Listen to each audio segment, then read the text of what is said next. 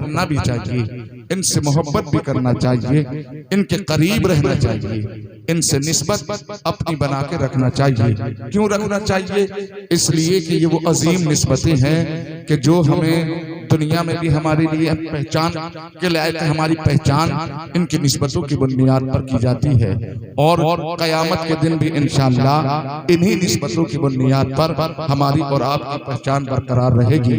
जिस तरीके से आज जमीन के पर्दे पर हम और आप लोगों के दरमियान में पहचाने जाते हैं, कोई आवाज देकर पुकारता है कि ये कादरी सिलसिले से ताल्लुक रखने वाला है, कोई कहता है ये चिश्ती निस्बत रखने वाला है, कोई कहता है ये साबरी निस्बत रखने वाला है, कोई कहता है ये निजामी निस्बत रखने वाला है, कोई कहता है ये रज़वी निस्बत रखने वाला है, कोई कहता है ये नूरी निस्बत रखने वाला है, कोई कहता है ये शीरी निस्बत रखने वाला है, कोई कहता है ये जमाली निस्बत रखने वाला है, कोई कहता है ये वाहिदी निस्बत रखने वाला है, कोई कहता है ये वास्ती निस्बत रखने वाला है, कोई कहता है ये जो है वाहिदी और जो है बरकाती निस्बत रखने वाला है। यकीनन ये निस्बतें इतनी अजमत और शान वाली हैं कि जब कभी कोई हमें कादरी कहकर के पुकारता है तो हमारा सीना गर्व से चौड़ा हो जाता है और हम अपने ऊपर फख्र करते हैं कि हाँ, कि लोग हमें जानते हैं कि हम किसी जिम्मेदार के दर के गुलाम नहीं, बगदाद वाले आका गौसे आजम के दर के गुलाम है।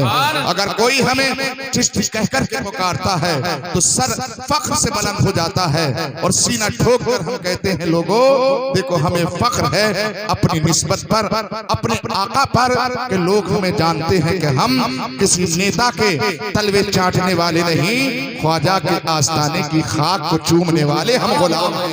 अज़ीज़ान मिल्लत इस्लाम क्या, और कल जब कयामत का दिन होगा, कयामत का दिन होगा तो यकीन जानिए वहां भी यही शान होगी। अल्लाह की तरफ से मुनादी निदा देता नजर आएगा, ए कादरी गुलामों आ जाओ, गौसे आजम का दामन तुम्हारे लिए हाजिर है। ए चिश्ती गुलामों आ जाओ, ख्वाजा का दामन तुम्हारे लिए हाजिर है। ए साबरी गुलामों आ जाओ, साबिर का दामन तुम्हारे लिए हाजिर है।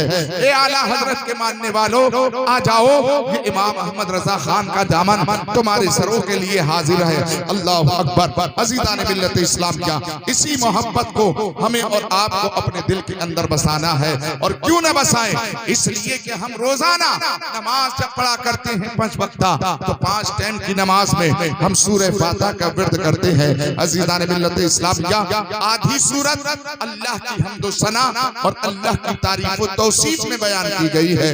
हम आधी सूरत तक अल्लाह की बारगाह में अल्लाह की बारगाह में पेश करके उसकी तारीफ करते हैं, उसकी हम्द व सना बयान करते हैं, अपने आप को उसकी बारगाह में बंदा जाहिर करते हुए उसको अपना खालिक, उसको अपना माबूद मानकर अपनी जबीन नास को उसकी बारगाह में खम करके उसकी बड़ाई, उसकी किबरियाई बयान करते हैं। और जब आधी सूरत से आगे चलते हैं तो अपना मुद्दा अपने खालिक की बारगाह में पेश करते हैं, अपने दिल की बात अपने रब के हुजूर रखा करते हैं। और वो बात क्या है, इहदिनस सिरातल मुस्तकीम। ये हर एक बंदा पढ़ता है, हर एक बंदा याद करता है, हर एक बंदा नमाज में पढ़ता है, दुआ करता है अपने लिए, इहदिनस सिरातल मुस्तकीम, मौला हमें सीधा रास्ता चला, मौला हमें सीधा रास्ता चला।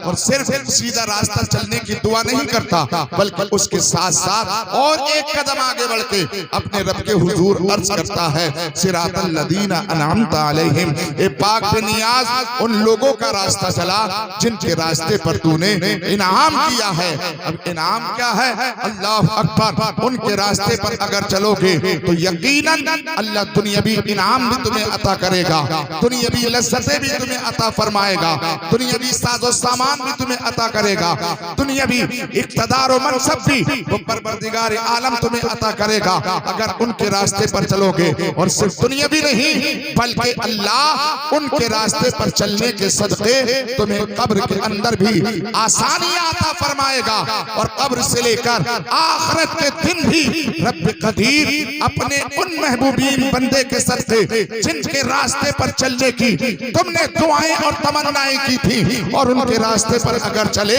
तो कयामत के दिन अल्लाह जन्नत की शक्ल में, जन्नत के महल की सूरत में, जन्नत के पानी की सूरत में, जन्नत के मेवाजात की सूरत में परवरदिगार आलम मुझे और आपको एक अजीम इनाम से नवाजेगा। अल्लाह अकबर। अब देखना ये है कि वो कौन लोग हैं कि जिनके रास्ते पर अल्लाह ने इनाम रखा है।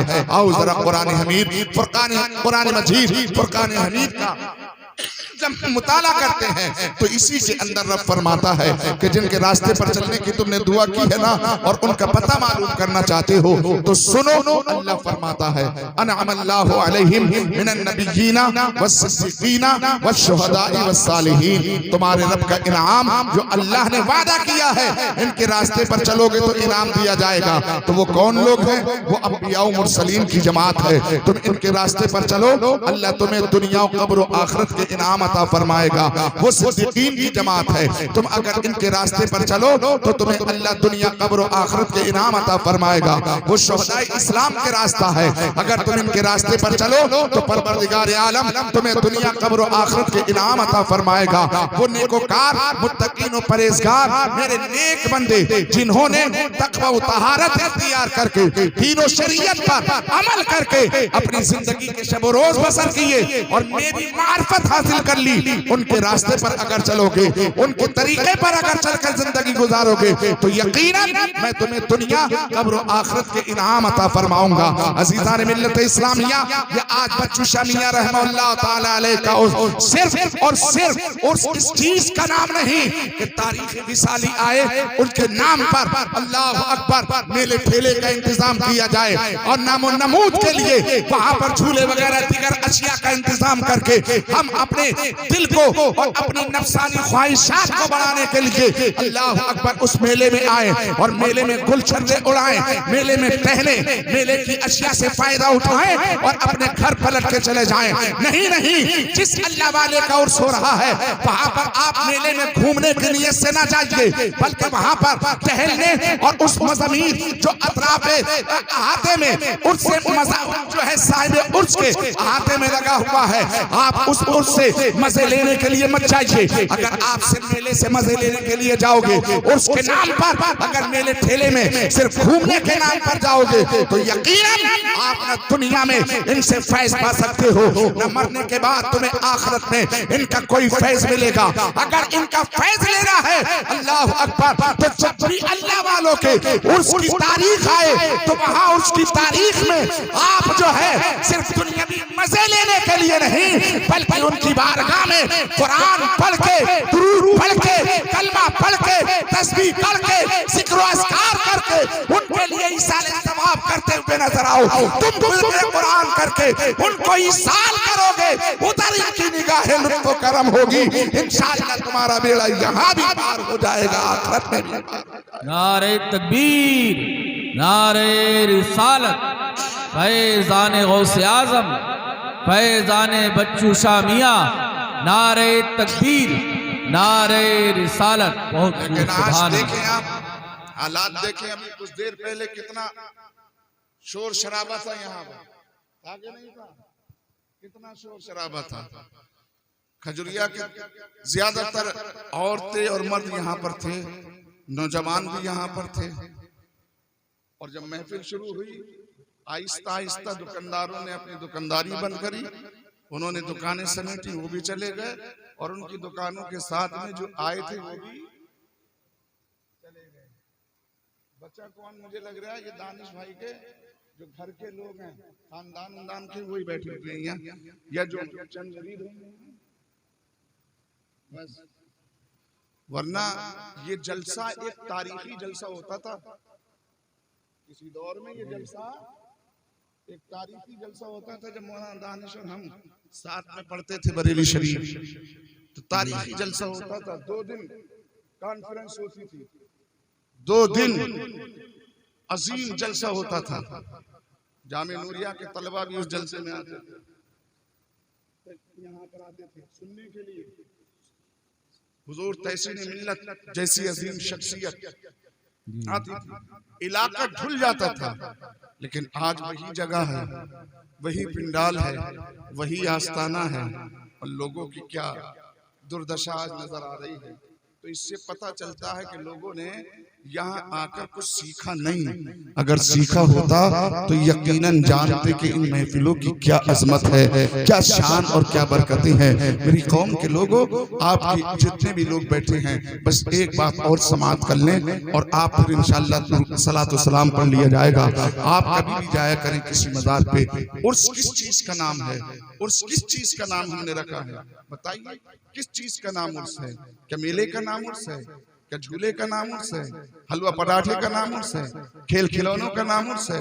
नहीं, इन चीजों का नाम उर्स नहीं है। उर्स नाम है कि जिस अल्लाह वाले का जिस दिन इंतकाल हुआ, उस इंतकाल के दिन उनकी बारगाह में जाकर के बैठ कर के लोग जिक्र अस्कार करें, दुरूद शरीफ पढ़ें। अगर महफिल मिलाद सजी है, नात खान अगर नात पढ़ रहा है तो सामईन वहाँ अदब और एहतराम के साथ में बैठे और अपना दिल उस अल्लाह वाले की बारगाह में बिछा दें। अल्लाह अकबर और जिंदा दिली से बैठ करके नातो मनकबत के अशआर समात करें। अगर कोई खतीब आए, उस खतीब की अगर कोई बात वो कह रहा है, दिल से उसकी बात को सुने और यहाँ बैठ करके खाली बैठे नहीं, बल्कि बैठ करके दुरूद पाक पढ़ते रहें, बैठ करके सुभान अल्लाह कहते रहें, बैठ करके अल्हम्दुलिल्लाह का वजीफा करते रहें, बैठ करके कलमा शरीफ पढ़ते रहें। अगर कुरान अजीम की जो सूरतें याद है, बैठ करके वो पढ़ते रहें, ताकि जब जब महफिल इख्तिताम हो जाए और दुआ के लिए जब हाथ उठाए जाएं, तो जो उलमा ने पढ़ा उनकी तरफ से और जो आपने बैठकर का पढ़ा आपकी तरफ से, वो सब का सब हदिया अल्लाह वालों की रूह को पेश कर दिया जाए। यकीनन ये है हकीकी मोहब्बत, ये है सच्ची मोहब्बत। ये मोहब्बत नहीं है अल्लाह अकबर के उर्स में आए मजे लिए चले गए। हकीकत में मोहब्बत वो होती है कि जिससे मोहब्बत की जाए तो उसकी बारगाह में दो जानू अदब के साथ में बैठ करके उसके लिए कुछ न कुछ नजराने पेश किए जाएं, कुछ न कुछ अकीदत के गुलदस्ते पेश किए जाएं। अजीज़ान मिल्लत इस्लामिया, और ऐसा नहीं है कि जब तुम अकीदत के गुलदस्ते पेश करोगे तो इनकी बारगाह से तुम्हें मायूस लौटा दिया जाएगा, तुम खाली चले जाओगे।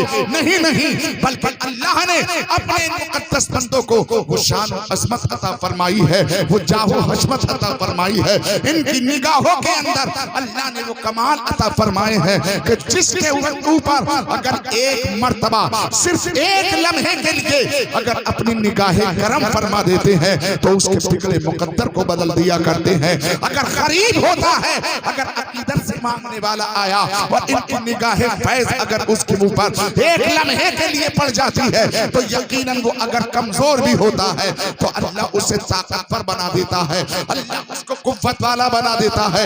आप कहोगे कैसे? इनकी एक निगाह पड़ने से कमजोर कैसे ताकतवर हो सकता है? तो आओ जरा देखते हैं बगदाद की धरती, बगदाद की सरजमीन, जब हुजूर गौसे आजम की बारगाह में उनके दर के टुकड़ों पर पलने वाला एक कमजोर कुत्ता है जिसके ऊपर निगाहे गौसे आजम पड़ चुकी है, करमे गौसे आजम हो चुका है, निगाहे गौसे आजम पड़ चुकी है। उस गौसे आजम की निगाह का क्या आलम है? अगर समझना है कि एक गौसे आजम की नजर क्या पड़ी कि कमजोर कुत्ते में कितना पावर आ गया, उसका नक्शा अच्छे रजा प्यारे रजा हम सबके रजा इमाम अहमद रजा इस अंदाज से खींचते हैं। क्या दबे जिसपे हिमायत का हो पंजा तेरा, शेर को खतरे में लाता नहीं कुत्ता। सुभान अल्लाह, बहुत खूब, सुभान अल्लाह। कुत्ता तेरा, ये एक निगाह का कमाल है, ये एक नजर का कमाल है कि कमजोर जैसे जानवर कुत्ते पर अगर मेरे गौस की पड़ जाए तो वो शेर को चीर के रख दे। अगर इनकी निगाहें लुत्फो करम एक मर्तबा अगर हम पे पड़ गई तो इंशाअल्लाह जमीन का सीना भी चीर सकते हैं, आसमान का सीना भी चीर सकते हैं। लेकिन इन तमाम ताकत और पावर और इनकी निगाहें करम पाने के लिए जिम्मेदारी पहले ये बनती है कि हम इनके तरीके पर अमल करें, इनके किरदार पर अमल करें। अल्लाह वालों के यहाँ जब आया करो अल्लाह अकबर तो यहाँ से दुनियावी मज़ामीर की चीजें लेकर के नहीं बल्कि इनका तरीका साथ में लेकर के जाया करो। वो तरीका ये है कि जब आया करो इनकी बारगाह में, अगर घर पर थे बेनमाजी थे लेकिन जब इन बारगाहों में हाजिरी थी, जब पलट के जाओ तो अहद करके जाओ, ए मेरे शेख, आया था बेनमाजी था लेकिन अब जा रहा हूँ आपकी बारगाह से, तो अब नमाजों की पाबंदी साथ लेकर के जाऊंगा, पाबंदी नमाज करूंगा, सब कुछ छोड़ूंगा, लेकिन नमाज को कभी नहीं छोड़ने दूंगा, नमाज कभी कज़ा नहीं होने दूंगा। यकीनन आप जब ये अहद करोगे तो ये अपनी तुरबत अनवर के अंदर आपके इस जज्बे को और आपके इस अहद को सुनकर के मुस्कुराएंगे। आप अर्ज करोगे, ए मेरे शेख, मैं आया था तो कुरान से मेरी बेरगबती थी, कुरान की मोहब्बत मेरे सीने में नहीं थी, कुरान दिल से नहीं सुनता था, लेकिन अब आया हूँ, आपका अगर करम हुआ, मैं अहद करता हूँ कि आज के बाद जो मेरे दिल के अंदर कुरान से बेरगबती थी, आप वो रगबत के अंदर बदलती नजर आएगी। मैं कुरान की तिलावत से मोहब्बत करूंगा, पढ़ा हुआ हूँ कुरान, मैं कुरान को पढ़ूंगा और अल्लाह अकबर कुरान की तिलावतें करूंगा। इसी तरीके से अच्छाइयों के ताल्लुक से इनकी बारगाह से अहद करके जाएं और बुराइयों से इनकी बारगाह में इनका वसीला बनाकर अल्लाह के हुजूर तौबा करके जाएं। जब इनका तरीका आप साथ लेकर के जाओगे तो इंशाअल्लाह इनका फैज आपके ऊपर जारी और सारी हो जाएगा। आप इनसे फैज से मुस्तफीज होते नजर आओगे, आपका घर इनके फैज से मालामाल होगा, आपका कारोबार इनके फैज से इंशाअल्लाह फूलता फलता नजर आएगा। ये लोगों, इसीलिए अल्लाह ने कुरान में फरमाया, या अय्युहल्लज़ीना आमनु तक़ुल्लाह, ईमान वालों अल्लाह से डरो, वकूनु मअस सादिकीन, और सच्चों के साथ हो जाओ, अच्छों के साथ हो जाओ। अच्छों के साथ रहने का मतलब क्या है? हमने इसका गलत नतीजा निकाल रखा है। वो नतीजा क्या है? अच्छों के साथ रहने का मतलब हमने ये निकाल लिया कि बस उर्स में जाओ, चादर चढ़ाओ, लंगर पकाओ, लंगर खाओ, चले आओ, बस ये है साथ में रहने का। उनका नारा लगाओ, बस ये है साथ में रहने का। नहीं मेरे प्यारे, ये नतीजा नहीं है, बल्कि नतीजा ये होना चाहिए कि जिस अल्लाह वाले से मोहब्बत करते हैं, साथ में रहने के लिए जो अल्लाह ने कहा सच्चों के साथ रहो। क्यों? इसलिए सच्चों के साथ रहो ताकि तुम भी सच्चे बन जाओ, अच्छों के साथ रहो ताकि तुम भी अच्छे बन जाओ, परहेजगारों के साथ रहो ताकि तुम परहेजगार बन जाओ, मुत्तकियों के साथ रहो ताकि तुम मुत्तकी बन जाओ, और ज़हन को करीब कर ले, नमाजियों के साथ रहो ताकि तुम नमाजी बन जाओ, कारियों के साथ रहो ताकि तुम कुरान की तिलावत करने वाले बन जाओ, रोजदारों के साथ रहो ताकि तुम रोजा रखने के आदी बन जाओ, ज़कात देने वालों के साथ रहो ताकि तुम ज़कात देने के तुम भी आदी बन जाओ। अल्लाह अकबर, नेकोकारों के साथ रहो ताकि तुम नेकोकारों जैसे बन जाओ। जब इनके साथ रहने के बाद हम इन्हीं जैसे बनते नजर आएंगे तो कसम खुदा की अल्लाह दुनिया के अंदर भी इज्जतें हमें अता फरमाएगा और कल क़यामत के दिन भी अल्लाह इज्जतें हमें अता फरमाएगा। इसलिए मेरे प्यारे दीनी इस्लामी भाई, अपनी जिंदगी के अंदर अहद करें, ये अहद करें, हम आज के बाद कभी भी ऐसा अमल नहीं करेंगे कि जो अल्लाह वालों की जात के ऊपर हमारी जानिब से जो अमल किए जाएं तो दूसरे लोग उसको देख करके इन आस्थानों को बदनाम करने की कोशिश जो करते हैं वो कोशिश ना करें। बहुत सी चीजें ऐसी हैं, बहुत सी चीजें, यहाँ तो फिर भी कुछ लोग बैठे हुए हैं। पिछली साल फरीदापुर चौधरी में था जलसा शाबानुल मुअज़्ज़म के महीने में, इतना बड़ा जलसा, इतना बड़ा जलसा, और दूसरे दिन की तो वाली और मेला इतना भारी, ऐसा माहौल कि आदमी औरत चीरे से निचल रही थी। और जलसे में मालूम है कितने लोग थे सुनने वाले? मुश्किल से 4 या 5 आदमी बैठे, और इतना बड़ा पिंडाल, बड़ा खूबसूरत स्टेज बना हुआ। जलसे में 5 आदमी सुनने वाले और 10 पढ़ने वाले। 10 कितने कौन थे? पढ़ने वाले, और 5 सुनने वाले। कमेटी वाले थे जाने 41 जाने 50 जाने 51, सब मेले में, सदर सेक्रेटरी और खजांची और सब मेले में मजे ले रहे हैं। 4-5 बूढ़े बेचारे बैठे। फिर क्या बताएं, जो सुनने वाले ऊपर बैठे थे वो भी सामने आके बैठे, जो पढ़ लिया करे वो सामने आके बैठ जाया करे, एक दूसरे को सुना रहे थे। ये हाल था। बताओ उर्स के नाम पर क्या हो रहा है? गुंडागर्दी हो रही है, नहीं हो रही? अगर यहीं पर जो है कव्वाली होती तुम देखते। पूरी खजुरिया यहीं पर, पूरी खजुरिया की औरतें आदमी सब यहीं होते नहीं होते? सब यहीं होते। अब फिर कहते हैं साहब हम लुट गए, हमें मार रहे हैं लोग, हमें तोड़ रहे हैं लोग, हमें गालियां दे रहे हैं कि फला जुल्म कर रहा, फला जुल्म कर रहा, फला जुल्म कर रहा। जुल्म कोई तुम्हारे ऊपर नहीं कर रहा है, तुम खुद बद अमली करके अपने ऊपर जुल्म खुद कर रहे हो। दीनों शरीयत से दूर रह के अपने आप पर जुल्म तुम खुद कर रहे हो, कोई तुम्हारे ऊपर जुल्म नहीं कर रहा। जिस दिन तुम इस लायक हो जाओगे, इस लायक बन जाओगे, इंशाअल्लाह तमाम परेशानियां, तमाम ज़्यादतियां तुमसे खुद ब खुद दूर हो जाएंगी। ये तो वाज़ेह ऐलान है कुरान अज़ीम का। वमा स्वाबकुम मिन मुसीबतिन फबिमा कसबत अयदीकुम व याफू अन कसीर। अल्लाह ने कुरान में खुद फरमाया कि तुम्हारे ऊपर जो मुसीबतें हैं वो ऐसे ही नहीं आती, बल्कि तुम जो अपने हाथ से अमल करते हो उनकी वजह से आती हैं। जो तुम अमल करते हो उनकी वजह से मुसीबतें आती हैं। और हर बद अमली की सजा नहीं मिलती, हर नाफरमानी की परेशानी या उसकी वजह से अदाब अल्लाह का तुम्हारे ऊपर नहीं आता, बल्कि अल्लाह फरमाता है वयाफू अन कसीर, ज्यादातर तुम्हारी नाफरमानियां मैं माफ कर देता हूँ। ज्यादातर नाफरमानियां मैं तुम्हारी माफ कर देता हूँ। अब अंदाजा लगाओ, अगर हर नाफरमानी पर अगर वो गिरफ्त कर ले, हर नाफरमानी पे गिरफ्त कर ले, एक सांस भी चैन से नहीं ले सकते। चूंकि हम करते क्या है, सुबह से जो उठते हैं, सूरज निकलने के बाद उठते हैं, नमाज फजर छोड़ के नाफरमानी करते, उसके बाद जो उठे तो हाथ हमारा कुरान पे नहीं जाता, डायरेक्ट मोबाइल पे जाता है, देखें कि व्हाट्सएप पे मैसेज किसने किया है, इंस्टाग्राम और ट्विटर पे किसने गुल खिलाए हैं, फेसबुक पे क्या चल रहा है। कुरान पे हाथ जाता है नहीं, मोबाइल। और उसी पे स्टोरी देखना शुरू, उल्टा सीधे हाथ मुंह पैर धोए, खाना खाया और चल दिए बाजार को, और रास्ते भर झूठ पे झूठ बोलते चले जा रहे हैं। घर में बैठे हुए किसी का फोन आ गया, कहाँ, तो झूठ पे बोला अरे बस पहुंचने वाला हूँ, आधे रास्ते में पहुंच गया, बरेली जा रहा है जादूपुर में, कहेगा मैं भूजीपुरा पहुंच गया हूँ।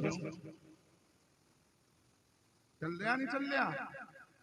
अब उसके बाद तुम कहो कि साहब हम परेशान हैं, रिस्क के अंदर बरकतें नहीं है, हम तो लुट गए, हम तो कट गए। तो पहले अपने अमल का भी तो जायजा ले लो। इसीलिए अल्लाह के रसूल प्यारे आका सल्लल्लाहु अलैहि वसल्लम ने इरशाद फरमाया, हासिबू क़ब्ला अन तुहासबू, कि तुम अपने रोजमर्रा का हिसाब करते रहा करो। दिन में जो तुम करते हो, दिन में तुम जो अमल करते हो, लेटने से पहले, सोने से पहले गिनती कर लिया करो। आज पूरे दिन में हमने कितने अच्छे अमल करे, कितनी बुराइयां की, कितने गुनाह करे, इससे पहले कि अल्लाह तुमसे हिसाब ले। अल्लाह के हिसाब लेने से पहले पहले अपने अमल का हिसाब रोज करो, रोज, ताकि तुम्हारे काले चिट्ठे अल्लाह की तरफ से तुम्हारे हाथ में देने से पहले पहले खुद अपना काला चिट्ठा रोज शाम को अपने पास रखो, सामने लाओ निगाहों के कि हमने कितनी फर्माबरदारी आज की है, हमने अपने रब के कितने अहकाम पर अमल किया, हमने अपने नबी के कितनी सुन्नतों पर अमल किया, हमने अपने अकाबिरीन बुजुर्गान दीन के तरीके पर चलकर कितने काम किए, और इनके खिलाफ हमने कितनी बुराइयां की हैं। ये तमाम तर चिट्ठा रोज का अपने सामने रखोगे तो गुनाह तुम्हारी निगाहों के सामने तुम्हारे आ जाएंगे, तुम्हारी बुराइयां तुम्हारी निगाहों के सामने होंगी, तुम्हारा झूठ तुम्हारी निगाहों के सामने होगा, तुम्हारी गीबत तुम्हारी निगाहों के सामने होगी, तुम्हारी वादा खिलाफी तुम्हारी निगाहों के सामने होगी, अमानत में खयानत तुमने की, तुम गासिब बन गए लोगों का माल छीन करके। वो तमाम तर चीजें, तमाम तर यूं जब तुम्हारी निगाहों के सामने होंगे तो यकीनन सीने में धड़कने वाला दिल, अगर कुरान के जरिए से जो अल्लाह ने गुनाहों पर आज़ाब की वईदें नाज़िल फरमाई है, अगर उन गुनाहों की वईदें तुम्हें याद आएंगी तो एक एक गुनाह सुन सुन के तुम्हारा दिल कांप उठेगा, रूह थर्रा उठेगी, जिस्म कांपने लगेगा, जिसका रूठा रूठा अज़ाबे इलाही याद कर करके तड़प तड़प करके रोएगा, तुम्हारे ज़मीर को झंझोड़ेगा। ए बंदे, खौफे खुदा दिल में पैदा कर, खौफे खुदा दिल में पैदा कर, खौफे खुदा दिल में पैदा कर। डर उस दिन से जिस दिन तुझे इन गुनाहों की सजा जहन्नम की शक्ल में दी जाएगी, अज़ाबे नार की शक्ल में दी जाएगी। नमाज छोड़ने की वजह से तुझे अल्लाह अकबर जहन्नम की वादी गई का ईंधन बनाया जाएगा। झूठ बोलने की वजह से तुझे खारा पानी पिलाया जाएगा, गीबत करने की वजह से तुझे पी और खून पीने को दिया जाएगा। जब ये सख्त तरीन अज़ाब इन गुनाहों के तुम्हारे सामने आएंगे तो मैं दावे से कहता हूँ, जब सुबह की सफेदी नमूदार होगी तो यकीनन आपके काले चिट्ठे जो रात पड़े थे और दिल पर उसका ऐसा असर होगा कि आप सूरज निकलने से पहले अपने रब की बारगाह में झुके नजर आओगे।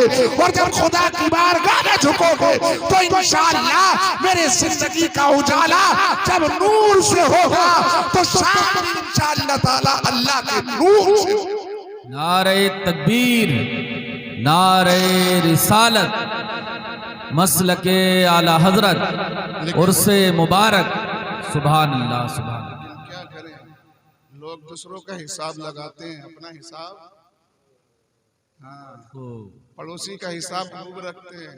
ये हिसाब पड़ोसी की बेटी वहां देखी गई थी, खुद की बेटी कहाँ पर है कोई पता नहीं। अल्लाह, हाँ, पड़ोसी का बेटा, अरे फला जगह था, तुझे पता है तेरा बेटा कहाँ था? है? अरे पड़ोसी तो हराम खा रहा है, तुझे पता है तू क्या खा रहा है? आज के दौर में मैं समझता हूँ 95% ऐसे हैं, 95% नहीं बल्कि सारे के सारे ऐसे हैं। हम सभी सब अगर हम रिस्के हलाल कमा रहे हैं तो कहीं ना कहीं जाके खा लेते हैं रिस्के हलाल, क्योंकि जिसके यहाँ जा रहे हैं जो खिला रहा है क्या पता कैसा खिला रहा है, क्या मालूम कैसा खिला रहा है, हमें क्या पता। दावत कर दी उसने, मोहब्बत में वहाँ आलू साहब भी गए, हम भी गए। अब उसने कहाँ से लाके कमा के खिलाया, किसका हक मारा है, क्या करा, हमें थोड़ी पता। तो किसी ना किसी जरिए से, कोई ना कोई तरीके से, कोई ना कोई कहीं ना कहीं।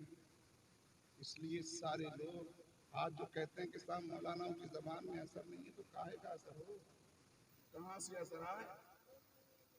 हाँ, कहाँ से असर आए कि साहब मौलाना की बात हमारे दिल पे असर नहीं कर रही, असर करेगी कहाँ से? अब्बा जो है 5 बीघे जमीन छोड़ के मर गए और जो 2 भाई थे उन दोनों ने जो है 5 बीघों पे कब्जा कर लिया, मकान पे भी कब्जा कर लिया, जो बेटियां थी उनको टरका दिया। हाँ, तो असर काहे का होगा तुम्हारे दिलों पे? बहन का माल छीन के खा गए तुम, खा रहे हो नहीं खा रहे हो? कितने लोग हैं ऐसे जो बहन का हक देने के लिए तैयार हैं, दे रहे हैं?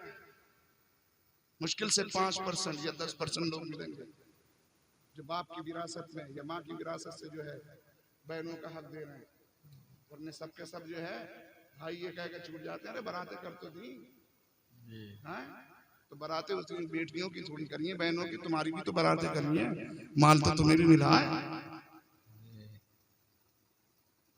इसलिए सोचा करें, सोचा करें, तमाम गुनाह, अच्छा पहलू तलाश किया, तमाम गुनाह अल्लाह माफ कर देगा, तमाम गुनाह माफ कर देगा, लेकिन एक गुनाह ऐसा है जो हुकूकुल इबाद से ताल्लुक रखता है, बंदे से ताल्लुक रखता है। 100 हज कर जाओ, 50 हज कर लो, 1000 हज कर लो, 1000 उम्रे कर लो, खाने काबा का तवाफ करते करते मर जाओ, तौबा करते करते मर जाओ, लेकिन अगर किसी का हक मार लिया, कसम खुदा की अल्लाह माफ नहीं करेगा जब तक के हकदार का हक नहीं दिलवा देगा। और इस गुनाह की सजा कल कयामत में इतनी खतरनाक होगी।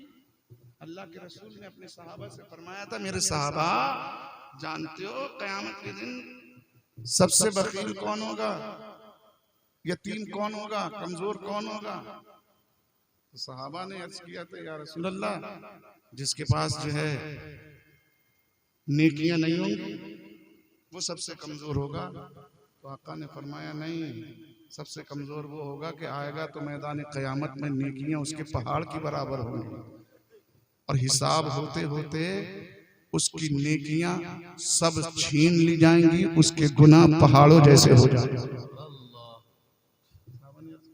ऐसा भी कम नसीब इंसान कोई होगा। आका फरमाते हैं हाँ, ये वो शख्स होगा कि जिसने दुनिया में रह के अल्लाह के बंदों का हक मारा होगा। और लोग आज के दौर में मजदूर की मजदूरी मार के और उस बच्चू शामिया में 1000 रुपए खर्च करके सीना चौड़ा करके कहते हैं अब तो काम हो गया, बच्चू शामिया बचा लेंगे। कभी ना बचाएंगे, फरिश्ते तो कूटेंगे कूटेंगे, 2 थप्पड़ इनके भी ये भी लपेट के मारेंगे कि हमने उर्स मनाने के लिए हमारा उर्स मनाया, तो उसका माना ये थोड़ी था कि दूसरों को सता के, दूसरों को तकलीफ पहुंचा के हमें खुश करो। तो दूसरों को सता के हम राजी नहीं होते, बल्कि अपने भाइयों को, तमाम ईमान वालों को खुश रखो। जब सब खुश होंगे तो इंशाअल्लाह हम भी। इसलिए यहाँ से ये पैगाम लेकर के जाएं और अपने अमल को अच्छा करें, हकदार का हक उस तक पहुंचा के रहें, वरना अंजाम बहुत बुरा होगा। अल्लाह मुझे आप सबको इन अल्लाह वालों से सच्ची अकीदत, सही माना में इनसे मोहब्बत करने की तौफीक अता फरमाए। जो उर्स मनाने का तरीका है उस तरीके से अल्लाह हमें और आपको उसकी तकरीबात का एहतमाम करने की तौफीक रफ़ीक अता फरमाए। अस्तग़फिरुल्लाह रब्बी मिन कुल्लि ज़ंबि व अतूबु इलैह। कलमा शरीफ पढ़ने ला इलाहा इल्लल्लाहु मुहम्मदुर रसूलुल्लाह व मा अलैना इल्लल बलाग। अस्सलामु अलैकुम।